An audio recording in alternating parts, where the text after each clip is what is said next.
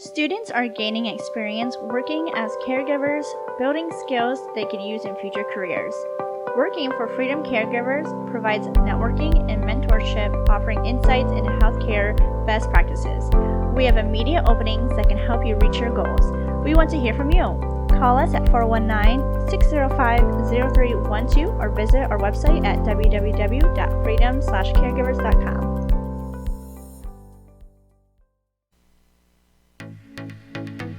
Hey, I'm Hannah. And I'm Amanda. And this is a podcast where we talk Wyandot business and the people who help run them. What's up, Wyandot?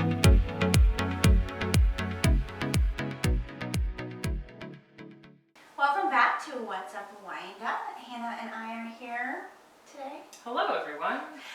We're going to take a little bit of a different turn in this episode.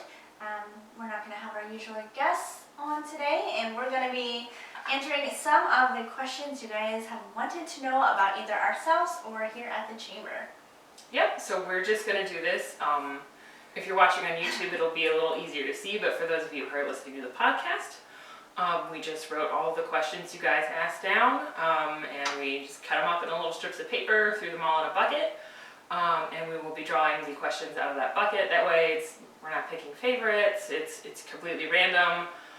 Just in case we don't get through them all, and maybe it's a little more fun this way. It's like a roulette style. No one's prepared. We'll just have surprises and see what comes up. Yeah, so we thought it'd be a fun, interesting twist. We have a lot of guests lined up. I think we're lined up until June with a bunch of different guests, and we're just going to keep having more and more. So we decided to take a little bit of a break and do something fun and different.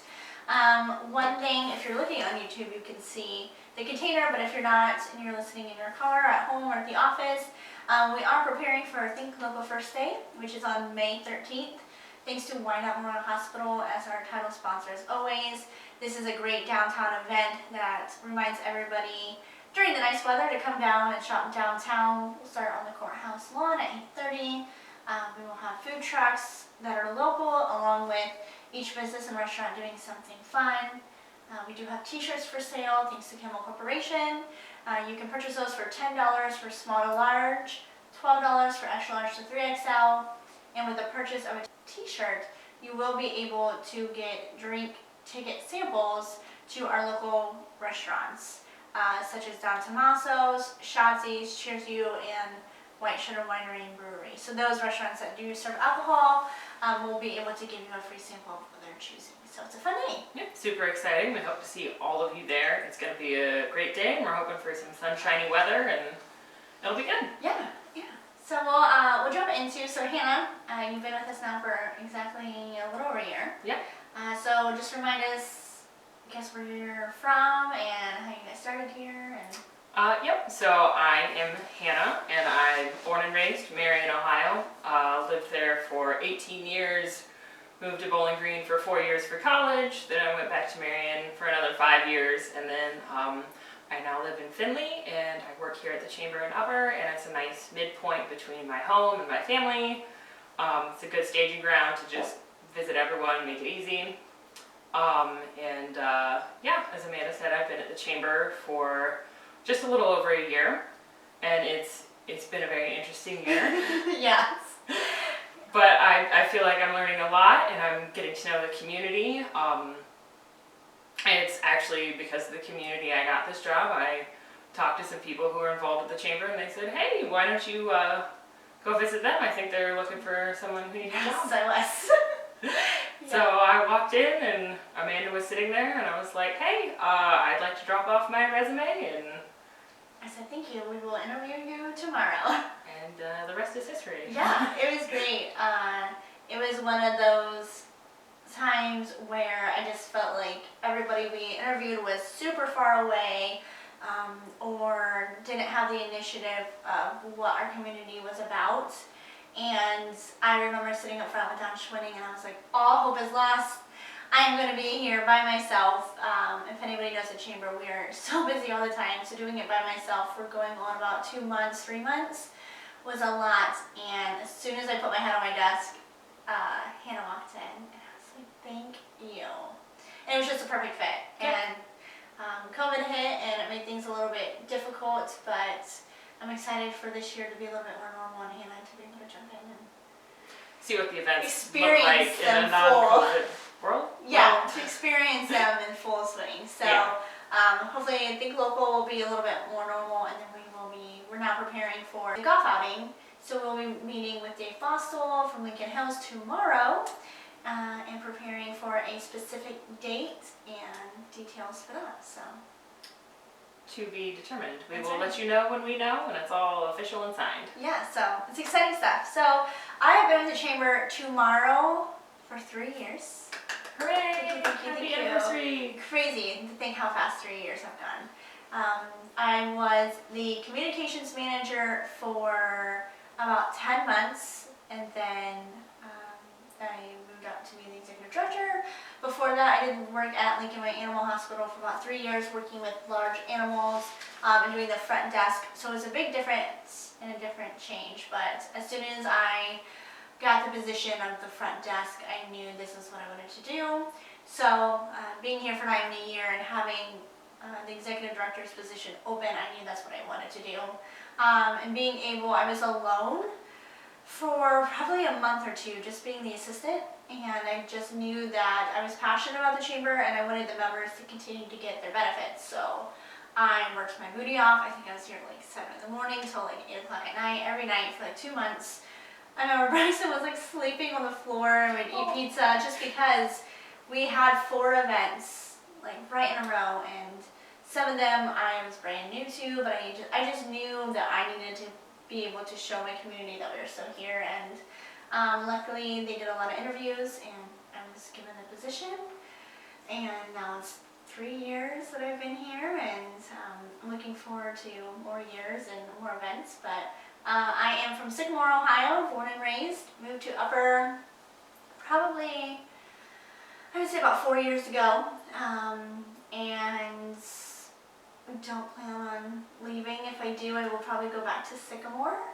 I just love my little small communities and feeling like it's homey, and I like the feel of everything here. So I would love to stay in Upper. Unfortunately, with the jobs and things like that, my boyfriend's job requires him to drive a little bit further. So if we did move, it would be Sycamore, but we would make sure that we stayed here in Wyandot County. So I like Wyandot County. It's homey. Yeah. You can walk down the street and just say hello to everybody. Everyone's so nice, and as we've said in a previous episode, the community here is just amazing. Yeah. And if like anybody out there, like, what's a good small community in Ohio that I can live in? Anywhere in Wyandot County. It's not far from Columbus. It's also not far from the lake. So, like, if you feel like you have to drive out and be near big cities, it's not that big of a deal. Yeah, we're like the middle of everything. Yeah. That's really nice. Come move here. Yeah, come move here to Wyandot County if you can find a home. Come move here as soon as you can. It's great. There's plenty of jobs here, and it's a great place to raise your family. So, how about getting into those questions? Woohoo! Yeah. Let's Okay. see. Oh, okay. Do you want me to go first? That's or? fine. Okay, I'm just Ask gonna away. pull one at random. We're gonna ask that of you, and let's see what we've Okay. got. Ooh, what is the fanciest event you've ever been to? Ooh, okay.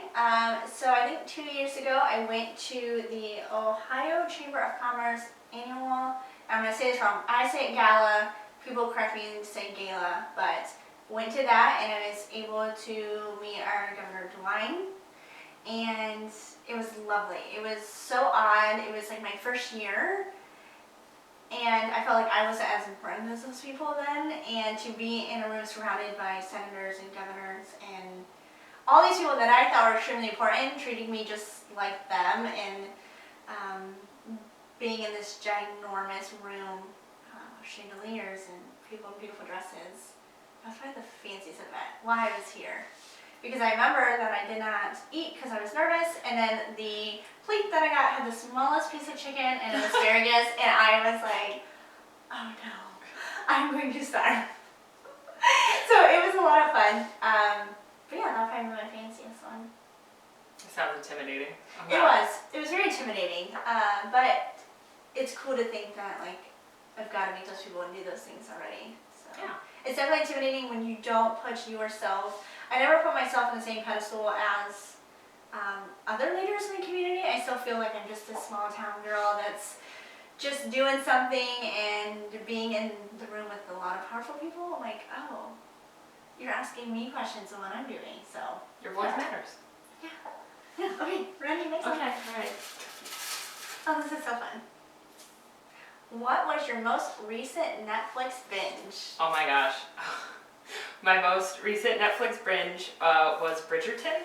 I have heard that. I've not watched it yet. It came out like just in December, right before Christmas break. Yeah. So when we were on break, I had a couple days where I was supposed to be cleaning the house and doing laundry. And I was like, what's this? What are these people in fancy dresses? And then I sat there for 12 hours and watched TV and did nothing. That was huge. I seen it all over Facebook. I've still not watched it, but. It's so good. I would highly recommend it. I know this podcast isn't to advertise for Bridgerton, but it's a very fun story. It's definitely for a more mature audience. Don't show it to children. But it's like a Regency romance era, but it's extremely inclusive. They have an alternate take on history, so it's just everyone of all races and colors are in all sorts of important roles, and it's really fun to watch minorities act in a role that normally they wouldn't have had the opportunity to do so. And the Duke was fine. He was an excellent gentleman to watch. Yeah. Excellent lead. My husband came into the room a couple times and just kind of shook his head and walked this out. This is why you're watching it. He's like, okay, I'm done. I have heard really good things, because I remember like when it first, like people started hearing about it, it was like blown up on Facebook. So it must have been really good. It was good. Maybe I'll have to watch it. You should. Okay. Question for you. What stresses you out the most at work? Oh, goodness gracious. I would have to say unhappy people.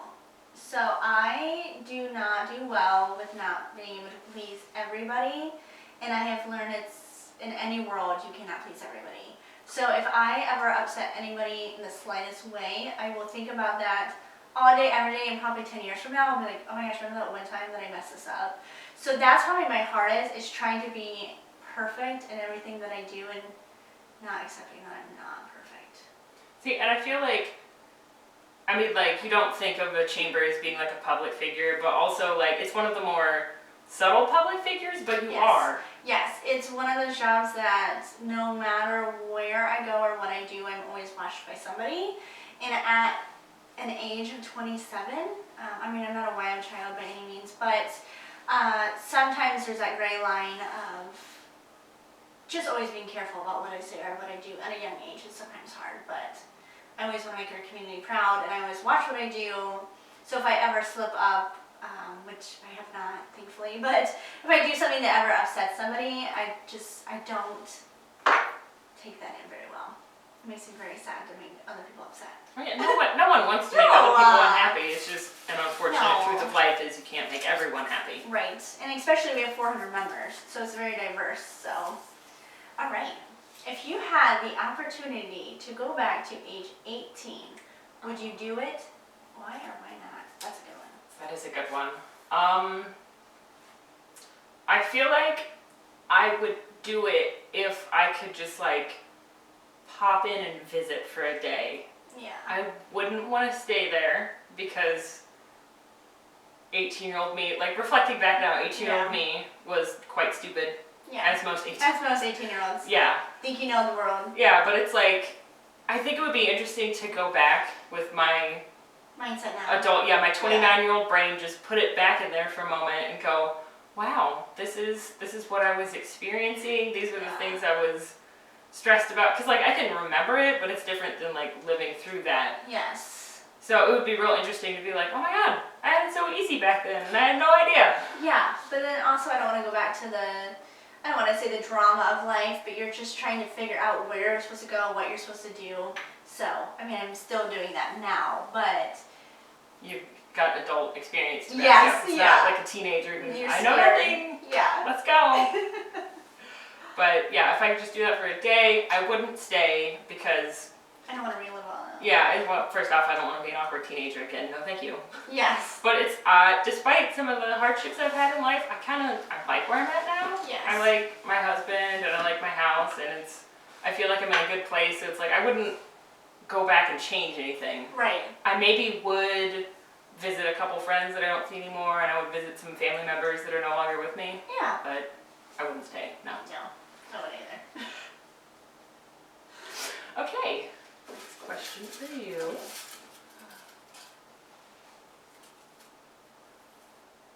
Ooh, what clothing fads did you love as a kid? Oh Lord. So I was, as shocking as it is, was a huge pink Barbie kitty cat fan. So my fads were probably anything, one that had Britney Spears on it. So I always had a Britney Spears shirt on, or a kitty cat shirt on. And I was always in, I had this jacket, I think it was a costume one, but it was sparkly silver and had like feathers on it. And I put rollerblades on, and I had my Britney Spears. They used to have these little keychains where you play the songs. It was like a little Like square. the clip? Yeah. The clip something. The clip something, and you could play music. It had that and NSYNC and Backstreet Boys. Hit clips. Hit clips. Yep. So I had that, and I had my sunglasses and my blonde hair, and that was my thing. I guess it wasn't really, I guess Britney Spears was a fad. But Britney Spears, Barbie, just having a good life was my fad. See, but like, I wasn't like a pink, blonde Barbie girl, but I also liked Britney. Everyone loves Britney. Yeah, I feel like Everybody. if you were born in the 90s, you liked Britney. Yeah. It's a fact of I life. feel like if you don't, you're just lying. She's great. Yeah. But yeah, I guess that's my only thing. I mean, when I got older, probably like the bell-bottom jeans. I liked the flare, and it always had like the belt buckles on the side. Because that was like the low-rise jeans were back then instead of the high-rise. So I guess that was a fad, but I didn't think it was a fad because everybody had it. I remember I didn't like those jeans because I would walk, and then like I'd be walking to and from like the bus to the school, Yeah. and I would get wet. Yeah. And it would like soak all the way up my leg, and I'd just sit there in class with like my ankles I were did hate dripping that. wet. And I was like, I hate this. I hate these pants. Because I remember all the jeans back then were always ripped at the bottom and wet. Yes. I always had like the back bone ripped. Like the back of your shoes just tore them up. Yeah. Bad. What is the weirdest Wikipedia rabbit hole you've stumbled down? Okay. So I'm not quite sure because I've done that a lot. Really? My brother and I used to play a game. It was Wikipedia race. Okay. The internet was like a new thing. We had the internet at home, and it's like, oh my gosh, we don't have to like clog up the phone line to be on the internet. We just do this. So I don't know which one of us came up with it, but it was a game where I'd say like George Washington, and then I'd pick another topic and be like potato. Yeah.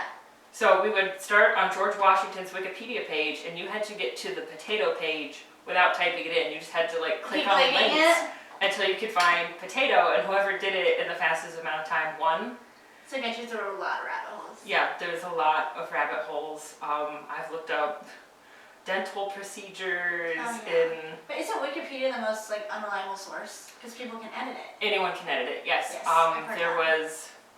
wasn't it like 2007? There was a teacher who was trying to prove a point, and he says, "Go edit Wikipedia, like take a screen." It was somewhere in the United States, and his students wrote up a Wikipedia page about the Great Lobster War of 1790 something, totally fabricated, and they were getting reports of like other schools, like students were writing reports, and I was like, what the heck is this lobster war? This never happened. Where are you getting this?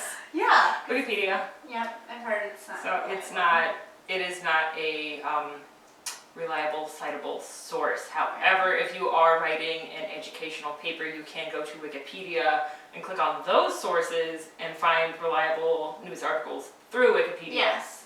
Yeah. Just don't go to a lobster war page. It didn't happen. It didn't happen. I can only imagine like being a teacher and be like, what is this war? As someone who was the substitute teacher for 4 years, students come up with the weirdest things. Yeah. Especially if they're just looking and they're not actually like studying any of it. Yeah. Just copy paste. Not that this is a question on here, but the weirdest insult I ever got from a teenager was he accused me, he said, "You're not an adult, you are a baby piloting an adult-sized robot costume." And I just kind of looked at him and I was like, write your paper. How old was he? Like 13. Oh, that's a weird age. Yeah. See if I can just say things. I'm like, okay, I'm still an authority figure. Just do your homework. Yes, I'm just young. Leave me alone. What is the best thing that happened to you last weekend? Oh, the last weekend. Well, my boyfriend moved in. Ooh, So, exciting. I had to think what happened last. Was that last weekend? Last weekend was Easter, wasn't it? No, that was the weekend before last weekend. Oh, so I don't remember when he moved in, but it was like a little weekend ago. I'm trying to think what we did this weekend. Well, he did move more stuff in. We did grill out because it was nice. It rained. We went kind of just like to get his stuff, so that's probably the most exciting thing. Is, he moved in with me, so he is here now in Wyandot County. Hooray! Yeah. Moved to Wyandot County. That's right. So that's probably the most exciting thing. I mean, that is an exciting thing, and moving is stressful, Yes. and it's a lot of work, but And, yeah, it's stressful on his part moving things in. It's stressful on my part for having somebody move into my territory. So it's definitely a learning experience for both of us, but we'll get through it. And I mowed my grass. good So job. that was very exciting to be able to like feel like spring and summer is officially I feel here. like that first, like, grass mowing of the season is like it's just like a rite of like, spring is finally Yes, and my yard looks so much better and it feels better. It has like that soft grass now. I was very, very excited. here. I don't know about you guys, but I kind of really like the smell of freshly cut grass. Yes, I did take my allergy medication so I could smell it, but yes, just to like have your windows open, hearing the mowers, smelling the grass, I was like, this is a good weekend. So yeah, it was good. Yeah. Okay. Alright, that. Who was your most influential school teacher and why? Oh, I love that question. Oh, that's rough. I don't think I can pick one. Yeah. I had like 3. Oh. So I'll go by when I encountered them. In the 4th grade, when I was 9 years old, I started, my school had an orchestra program. So I started playing the cello, and my teacher was Mrs. Inda Lema. I like that. So she was my teacher from like 4th grade till graduation. Oh wow. So it's like I had her the whole so it's like she was with me like, when I was an elementary kid, and then she had to deal with all of us going through puberty and being annoying middle schoolers. Yeah. But it's like in her class we got to go out and learn to perform for people, become better musicians, and she was always advocating like music will help you in all the areas of your life. It is a math, it is a science, it is a foreign language, and it helps your soul. I don't know. Yeah. Oh, I believe that music helps your soul. So, thank you, Mrs. Lema. I still play my cello to this day, 20 years later. Oof. Yes. But also in that vein is another music teacher. His name was Mr. Ken Flagler, and I had him from 6th grade to senior year. So, a lot of similar experience. I had him for like marching band, jazz band, concert band. And so I got a lot of life experiences of like, we traveled to New York City and we marched in the Veterans Day Parade.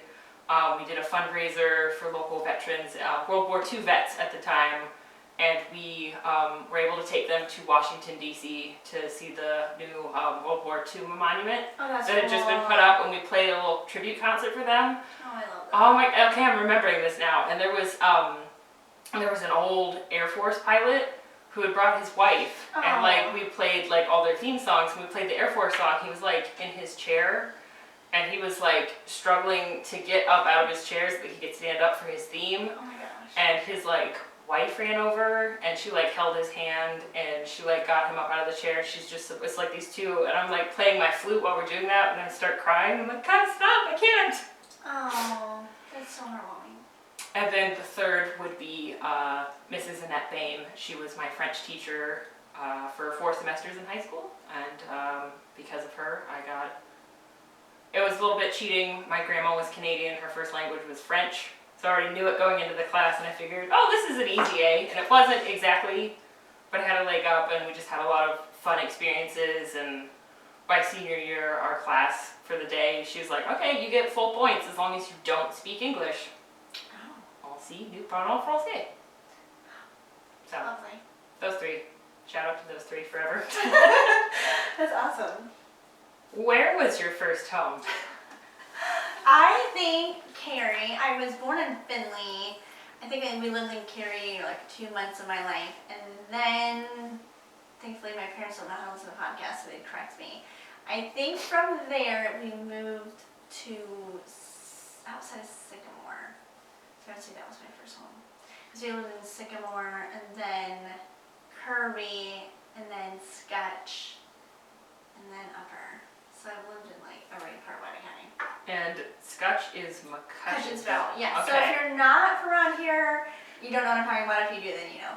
So yeah, Sketch. that was something I had to learn because I had to run an errand for someone. They said, yeah, go get the pizza at Scotch. And I was like, are you speaking English right now? What do those words mean? What is a Scotch? Yeah, and like when we were in school, so I went to Sycamore Elementary, and we were very set up weird. So it's no longer there, but when we went there, we didn't have a 6th grade. So you had to go to Melmore or Sketch. So then you'd go to Sketch or Melmore, which I went to Sketch. You go to school, and then the Sketch in Melmore did not have a 7th and 8th grade. So everybody in both of those 6th grades then came to Sycamore for 7th and 8th grade. So Small town. very small. You just bounce all around, but everything's 5 minutes from each other, so it's not like the county's so far. So I feel like we moved a lot, but it was mainly just because you drive 2 minutes to the next village or city or town. Were you? Oh, I think I know this one. Were you named after anyone? Yes. I don't remember the full connection, but my mom had like a great aunt. It was like great something up there. They were twins. Their names were Hannah and Anna.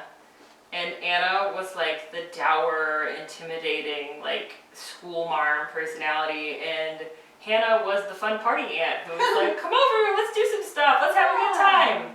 And my mom thought that, she's like, I like Hannah, the party aunt. So she just decided, she goes, when I have a kid, she will be named Hannah.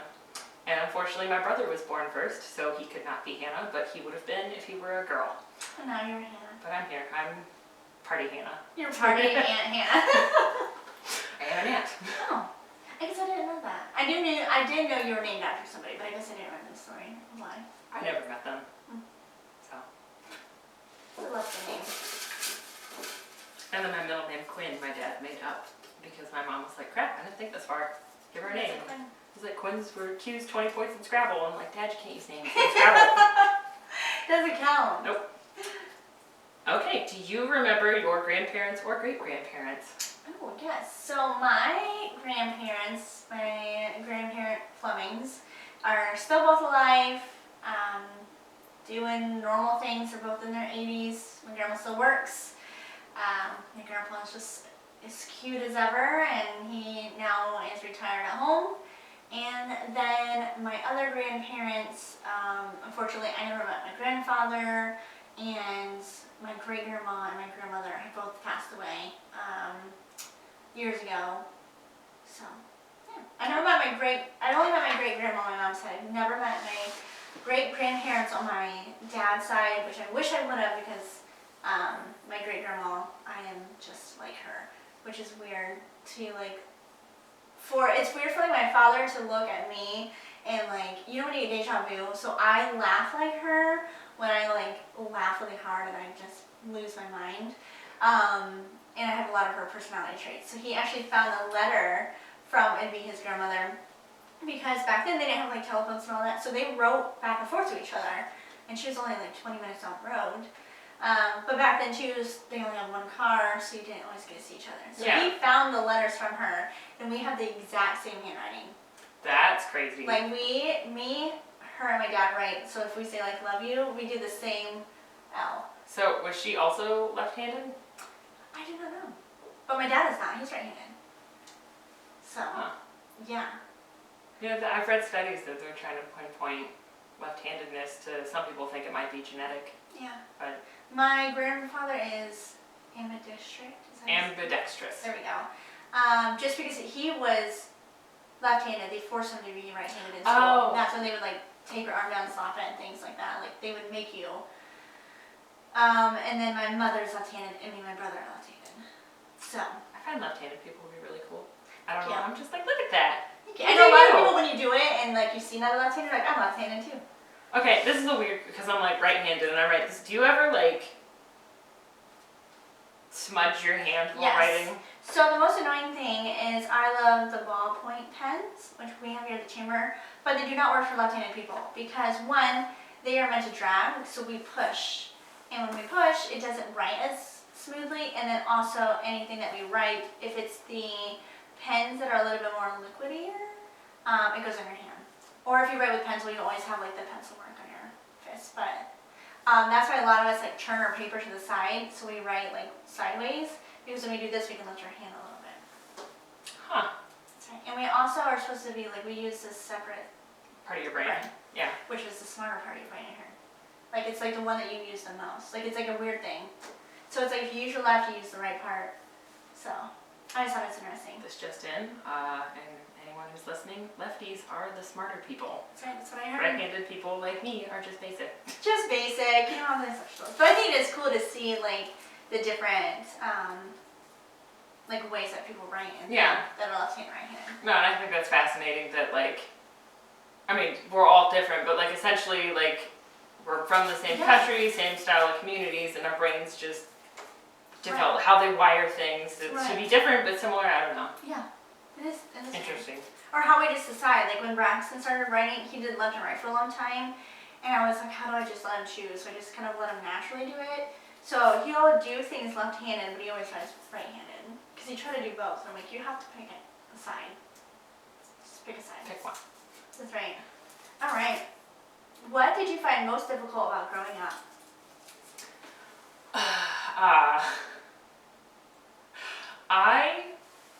This is an odd question because I find memories of young me of like things that used to upset. I used to get upset over the dumbest things, Yeah. and I just think back on young me and I'm like, you were so cringy. Yeah. You're so cringy. Like it wasn't worth it. No, it's like it's not worth being upset over that and then holding on to being upset. Right. So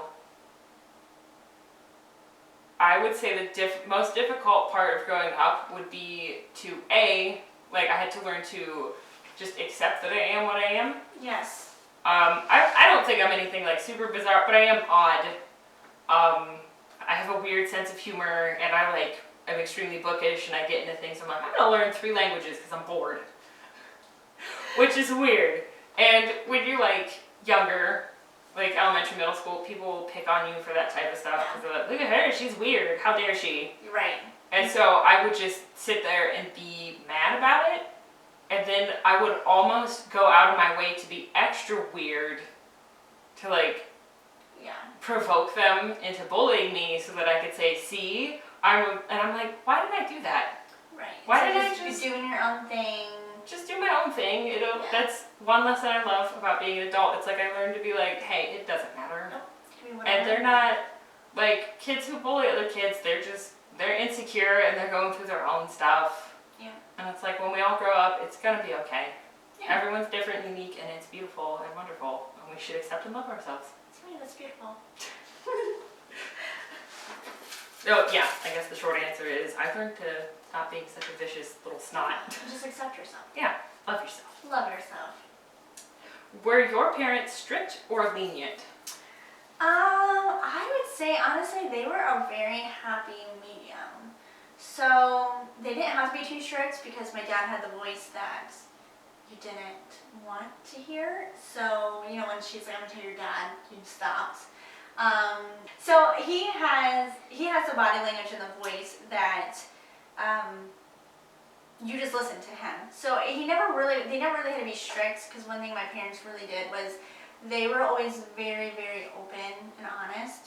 So we were allowed to do more things than some of our friends, but it was also the fact that we felt comfortable enough to be like, hey, I want to try this. Like, I want to like go to this party and I'm 17, and they would be like, okay, but you're gonna come home and you still have a curfew. Like, I couldn't go out till 3 a.m. So it was like in between of, they still allowed me to do things, but I still had restrictions. So like, I would have to say they were pretty lenient, but me and my brother we knew our consequences, I should say. There was a line and you're like, that's it? Yeah. Don't cross it? Then they were good. So as long as we did what we did, they were not strict. As long as we were honest, that was the only thing. Once I lied one time in my life to my father, and he still brings it up to this day. He told Mike, I may have taken something and I lied about it, and he knew I lied about it before he asked me, and that was probably like the most strict, like I couldn't do anything. But he was like, if you had just been honest, I would have been like, don't do that. So. All right, well, we're going to take a real quick break to hear from our sponsors, and we will be right back. Students are gaining experience working as caregivers, building skills they could use in future careers. Working for Freedom Caregivers provides networking and mentorship, offering insights into healthcare best practices. We have immediate openings that can help you reach your goals. We want to hear from you. Call us at 419-605-0312 or visit our website at www.freedom/caregivers.com. All right, I love these questions. What hobby have you always wanted to develop? I want to, I've always wanted to be like those people on the internet where they're like, look what I can do with makeup, and they've just got like, yeah, like they can transform their face into being like someone totally different. Like they see their naked face and they'll just like talk as they're putting on makeup, and it'll suddenly cut to the end and you're like, that's insane. You're like, you started off, it's like, she was like, I'm gonna wear this costume for whatever. It was like this petite 4-foot something girl with a pixie cut, and she goes, I want to be Gaston from Beauty and the Beast. Which, coincidentally, when my French class put on a version of Beauty and the Beast, I was cast as Gaston. Oh, nice. So I was like, hey, I've been that character, but obviously, like, I didn't have the makeup talent. I was just walking around in that outfit, yelling in French. But it was a petite little girl, and she painted her jawline and her chin, and she just made her face look longer. And by the end of it, I was like, oh my gosh, she's a man, and all she did was put on makeup. Yeah, you can't tell. Like, you cannot tell. They contour and blacken out to the point that like you forget there's like portions of their face. Yeah, and I just think that's extremely amazing, and I've always wanted to learn how to do that. I think they're very talented, and makeup is an art form. Yes, I've watched those. My dang. They're addictive. They are. That's another rabbit hole you can get into. Yep. What would be the title of your autobiography? Oh goodness.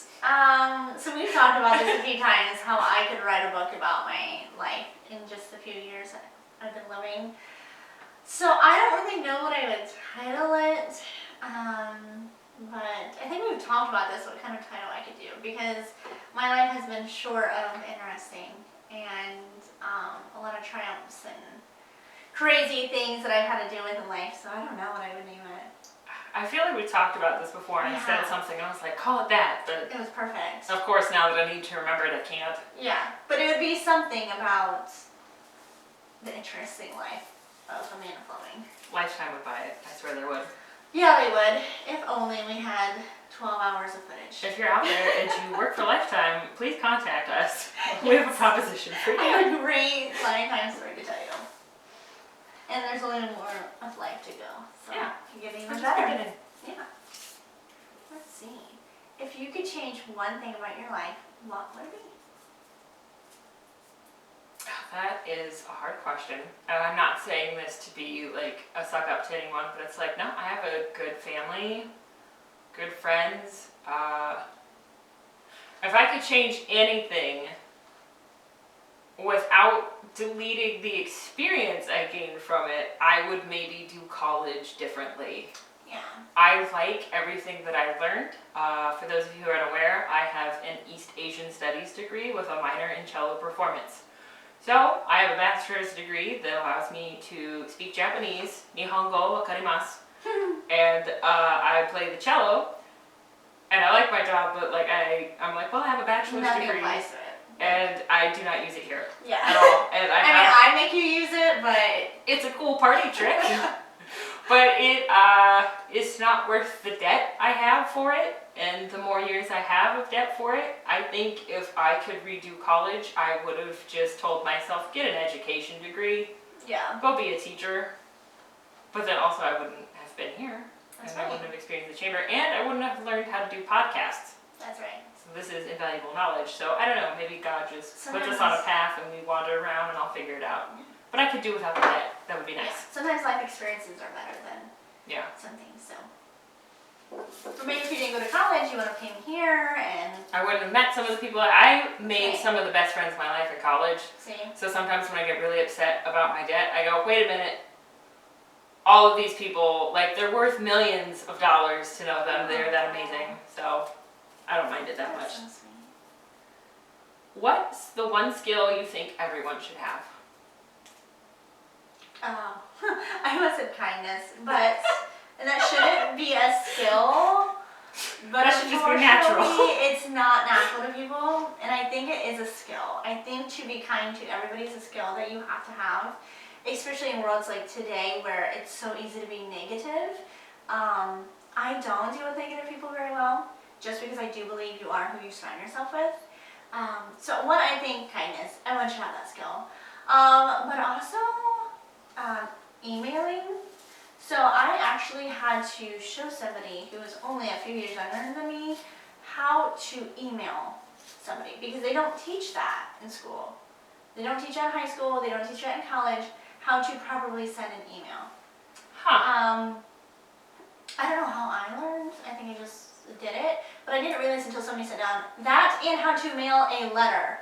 Because That one we did learn in school. there was probably, I think he was probably 4, 5 years younger than me.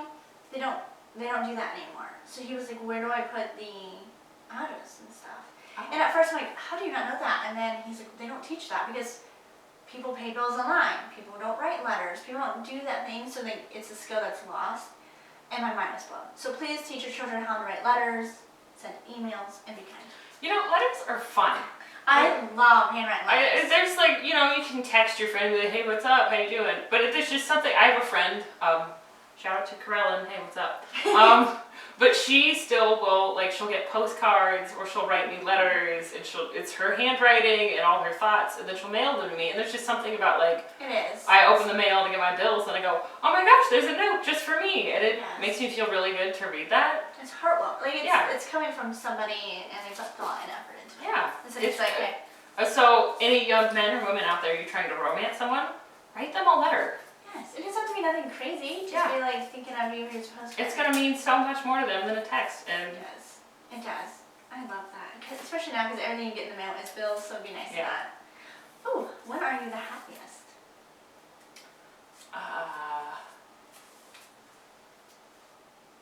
I think, oh gosh, that could be answered. I have a lot of happy. I'm at my most peaceful when I'm like somewhere quiet. I'm just reading a book and no one's talking to me, because I require that time in my life where it's just like, Shut down. shut down, everyone leave me alone. But I also am at my happiest, I think, when I'm like with a big group of friends and we're all like playing games and drinking and we're just like sitting down having fun and like telling stupid goofy jokes Yes. with each other. It's like, I know we're like all adults and we have to be mature, but it's, Oh, I yeah. love just sitting down with people and be like, Letting just be loose, yourself, yes. be weird. Tell me the weirdest thing you're thinking right now. That's hilarious. I love you. Like when you can just finally just like be yourself behind Yeah. everything. And you're with the people that allow you to do that. Yeah, so it's kind of, I'm happiest when I'm alone, but I'm also even happier when I'm with people. Yeah. That doesn't make sense, but it does. Yeah. Everyone needs balance. Right, we are at 43 minutes. All right, we'll do So, a few more and then okay. we'll close this out. This is fun. I like this. Oh, I think I know that. Ooh, actually I don't. Maybe I do. Which would be harder for you to give up? Coffee or alcohol? Oh my goodness. Oh. Start your day, end your day. Wow.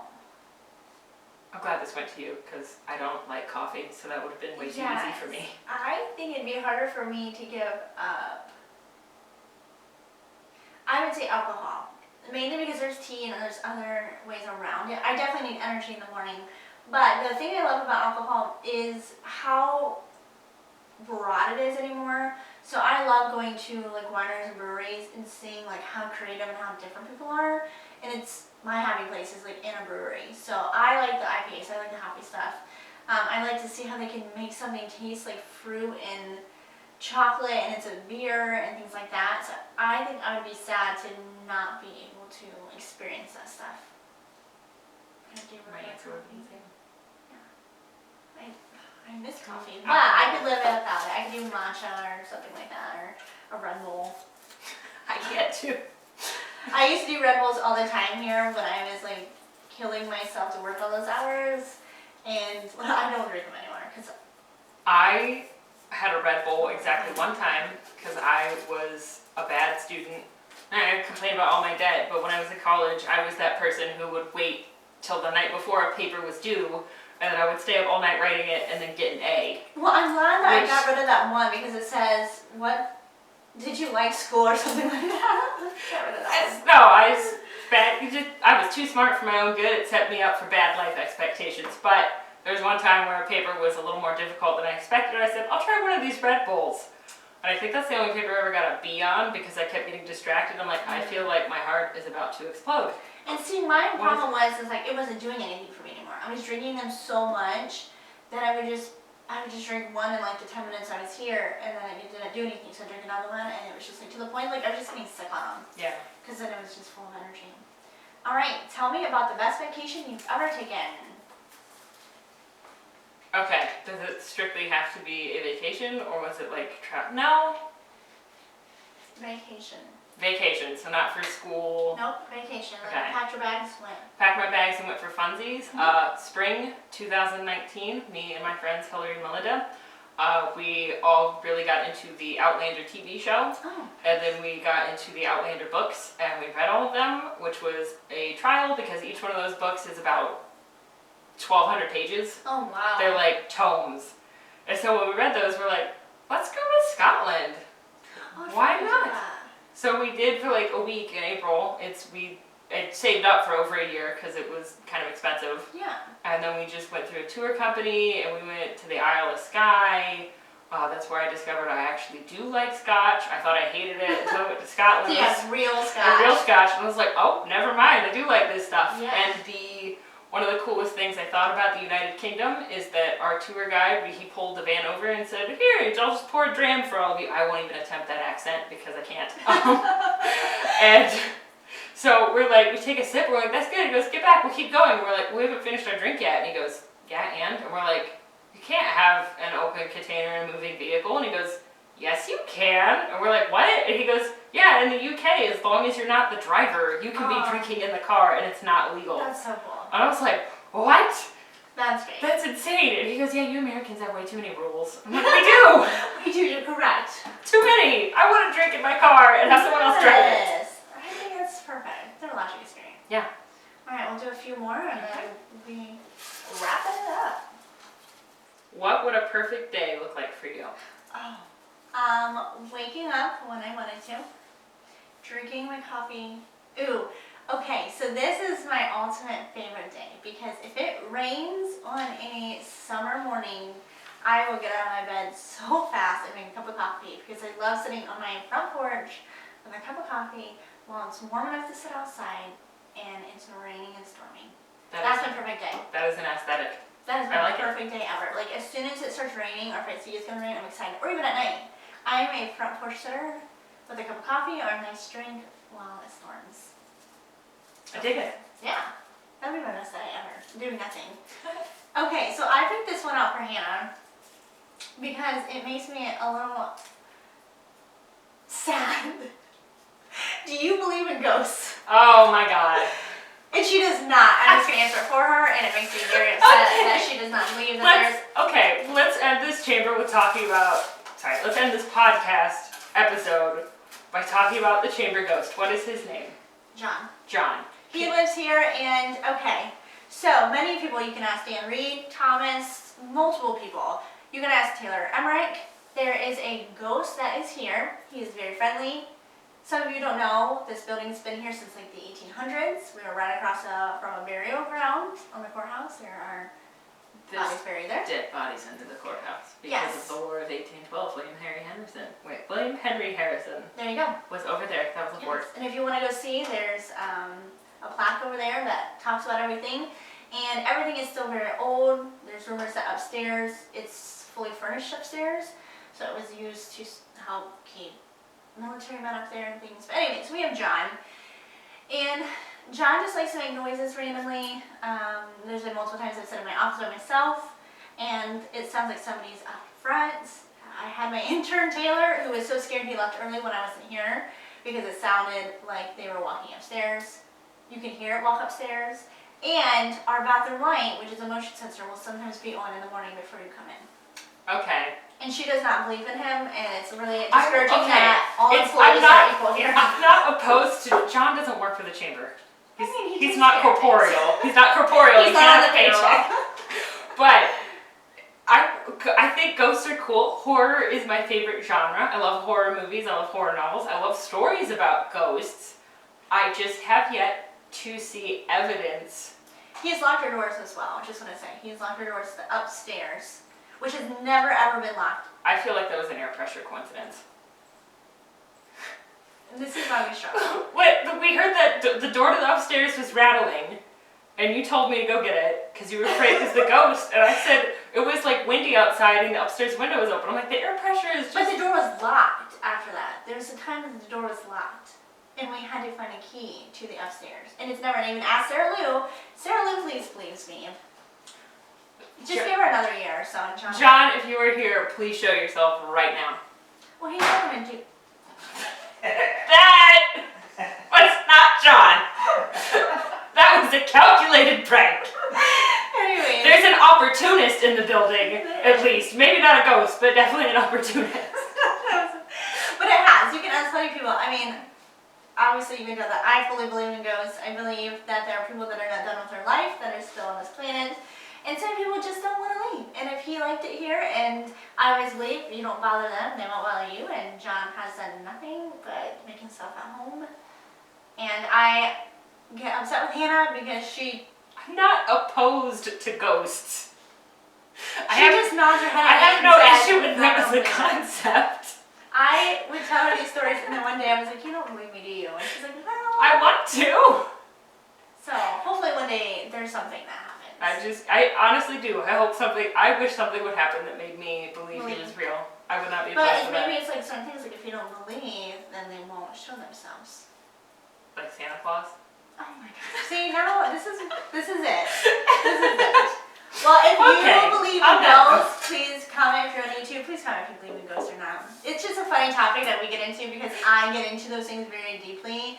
And Hannah is my fact checker, so the world, a lot of people think is ending, not ending, and I read a lot of things and I panic. So like when the clouds were like very thick smoke and things like that, I go to Hannah and I said, please tell me what's going on. And she explains. It's just the atmosphere. It's got layers. Yeah, so I go to Everything is Hannah for controlled. everything except for ghosts, and she puts me down, and I won't allow her to do that. So Okay. that was a good topic to Yeah. talk All right. Thank you for listening, everyone. Please give us a follow on YouTube, Spotify, Google Podcasts, Anchor Podcast. Follow us on Facebook, Wyandot Chamber of Commerce. And just to remind you again, Think Local First Day coming up Thursday, May 13th. Be at the courthouse lawn at